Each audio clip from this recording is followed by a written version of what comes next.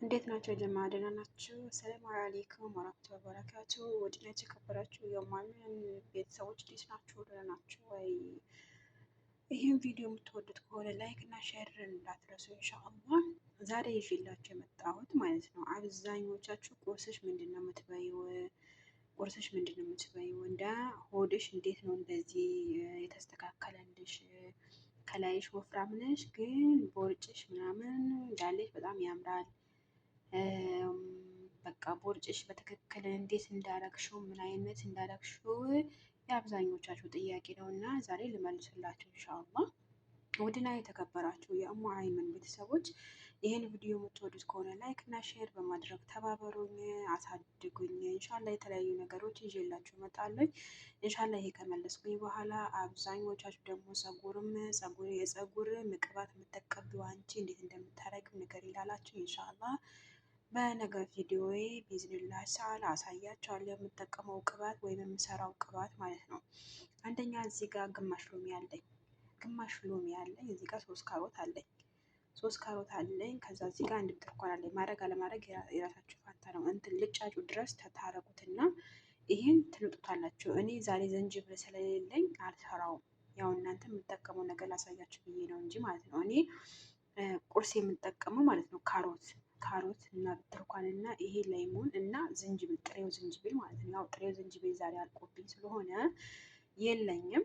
እንዴት እንደምታደርጉት ልንገራችሁ። ይሄ በትንንሹ ተከትፉትና መጀመሪያ ትልጡታላችሁ። ያው መጀመሪያ ማጠብ፣ ከዛ መላጥ፣ ከዛ በኋላ ትከትፉታላችሁ ማለት ነው። ከከተፋችሁት በኋላ ደግሞ ሀላጥ አለ አይደለም፣ የማሽኑ ሀላጥ ማለት ነው። የማሽኑ ሀላጥ ላይ ይሄን 3 ከፈለጋችሁ አንድ እናንተ እንዳመጋገባችሁ ነው።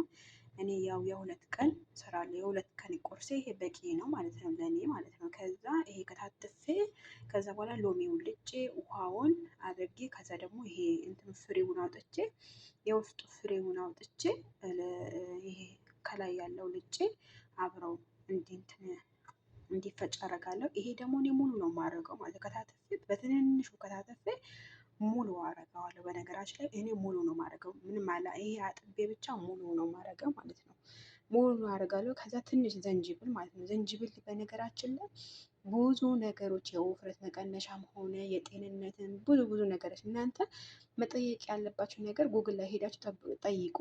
እኔ ኢንሻአላ የተለያዩ ነገር ለመስራት ዝግጁ ነኝ። ለእናንተ ላይክ ሼር እስካረጋችሁልኝ ድረስ የምሰራው ነገር ደግሞ በቀጣይ ምን ቪዲዮ መስራት እንዳለብኝ በቃ በቀጣይ ቪዲዮ ምን መስራት እንዳለብኝ ንገሩኝ፣ ኮሜንት ላይ አስቀምጡልኝ።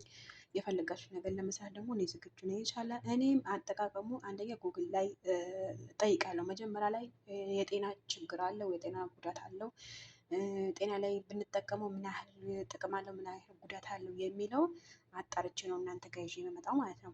ከዛ ይሄን ፈጭቼ ከፈጨሁት በኋላ ከፈለጋችሁ እናንተ በማጥለያ ማለት ነው፣ በማጥለያ ታጠሉታላችሁ። አይ በማጥለያ አናጠልም የምትሉኝ ከሆነ ደግሞ ምን ታደርጋላችሁ መሰላችሁ? እኔ አላጠላውም፣ እንደዚሁ ነው የምመገበው። ምክንያቱም እንደ ቁርስ ነው በቃ። በነገራችን ላይ በጣም ምግብ ይዘጋል። የምግብ ፍላጎታችሁ ምግብ የምትበሉ ከሆነ የምግብ ፍላጎታችሁ በጣም የመቀነስ ባህሪ ያለው ማለት ነው። እና እኔ በበኩሌ ማለት ነው ምሳሌ ዛሬ አልተመገብኩትም። ዛሬ የተመገብኩት የሚገርማችሁ ነገር ወላሂ ቡና እና ቡና በክሩዝ እና ይሄ እንትን ነበረ ያኔ የዱባ ወጥ ማለት ነው። የዱባ ወጥ ነው የተመገብኩት ዛሬ ማለት ነው። ምክንያቱም አንዳንዴ በነገራችን ላይ አሞኝ እንደነበረ ታውቃላችኋ። ከትላንት ወዲያ ራሴን ስቼ ራሴን አላቅም። በቃ በጣም አሞኝ ምናምን ብዙ ደረጃ ደርሼ ነበር እና ለምን እንደሆነ ታውቃላችሁ? ምግብ በጣም እየበላው አይደለም አንደኛ፣ ሁለተኛ ነገር ደግሞ የሆነ የበሽታ ደም አለብኝ እና እሱ እየፈሰሰኝ ነበረ። አዙሮኝ ወደቅኩ። በቃ አልተቋቋምኩትም ማለት ነው። እና ምን ልበላችሁ በቃ ይሄንን ማለት አልችልም በአሁኑ ሰዓት፣ ምክንያቱም እጅግ በጣም አሞኝ ነበረ። አልሐምዱሊላህ ረብል ዓለሚን አሁን ደህና ነኝ። ያው አንደኛ መጠጦችም ስላበዛው ነው። ሁለተኛ ደግሞ ምግብም እየተመገብኩ አይደለም ማለት ነው። አሁን ምሳሌ እኔ 9 ሰዓት ያኔ የኢትዮጵያ 3 ሰዓት ከጠዋቱ ከበላው ወይም 10 የኢትዮጵያ 10 በቃ 10 ሰዓት ወይም 11 ሰዓት እመገባለሁ ማለት ነው። ከዛ በኋላ ምግብ የሚባል ነገር አይነካኝም። ከዛ ማለት ነው የማዞር ባህሪ ይኖረዋል። በነገራችን ላይ ቶሎ ለመቀነስ የምትፈልጉ ይሄን ሀለት የምነግራችሁ ማለት ነው።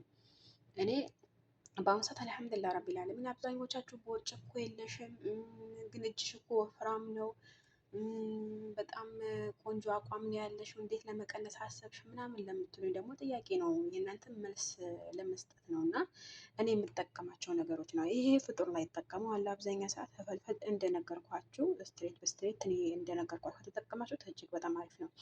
ከዛ ምሳሌ ወይም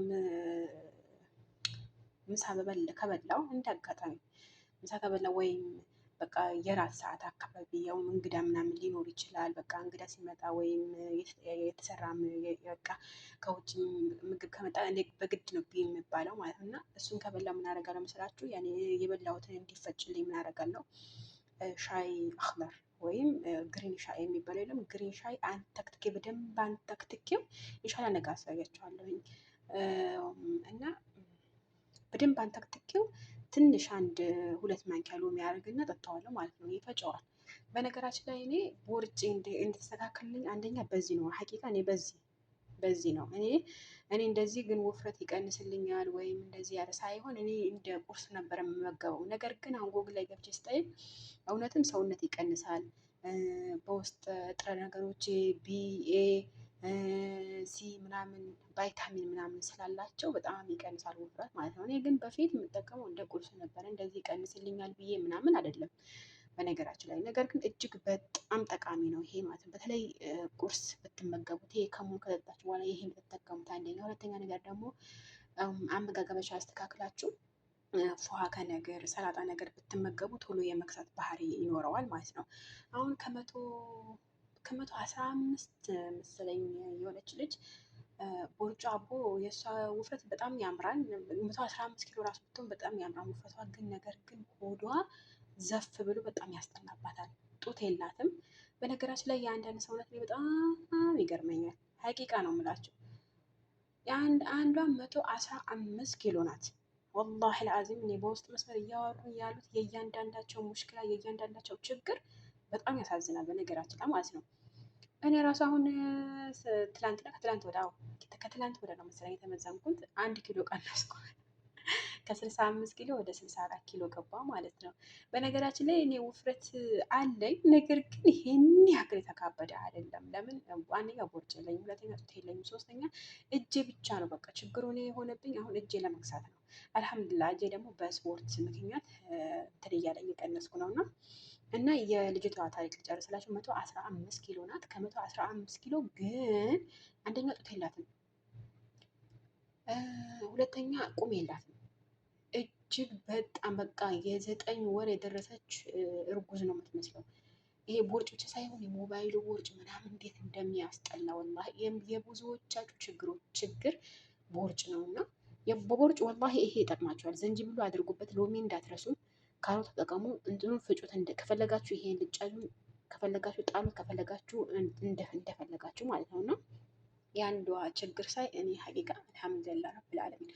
አብዛኞቻችሁ ወላሂ እኔ በውስጥ መስመር መታ የምታወሩኝ ልጆች ወላሂ በጣም እጅግ እያሳዘናችሁ ነው ያላችሁት። እና ወላሂ ቢስሚላህ ራህማን ራሂም 115 ኪሎ የሚለኝ አለ፣ 120 ኪሎ የሚለኝ አለ፣ 105 ኪሎ፣ 110፣ 95፣ 90 ብዙዎቻቸው በቃ የሚያስቸግራቸው ቦርጭ ነው እና ለቦርጭ ወላሂ ለአዚም ተጠቀሙት። ይሄ ምግባችሁን ትታችሁ ይሄን እንደ አመጋገብ ወስዳችሁ ከፈለጋችሁ እንደ ሰላጣ አርጋችሁ መመገብ ትችላላችሁ። ከፈለጋችሁ እንደ ጁስ አርጋችሁ መመገብ ትችላላችሁ።